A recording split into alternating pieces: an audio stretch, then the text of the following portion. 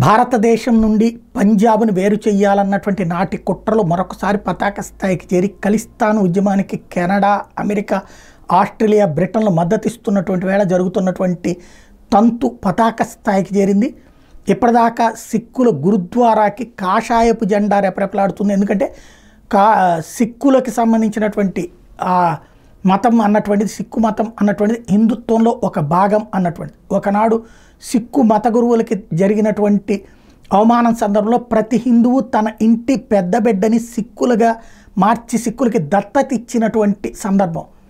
అంత సీరియస్గా జరిగినటువంటి ఇద్దరి మధ్యన స్నేహాన్ని కాస్త ఇప్పుడు దూరం చేస్తూ క్రమంగా జరుగుతున్న చర్యల్లో ఏకంగా కాషాయపు జెండాలను తీసేయబోతున్నారు గురుద్వారాల్లో.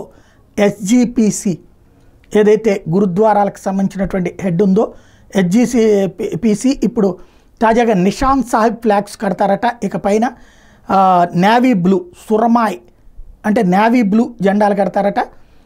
ఒకవైపున పసుపు జెండా ఉంటుందంట.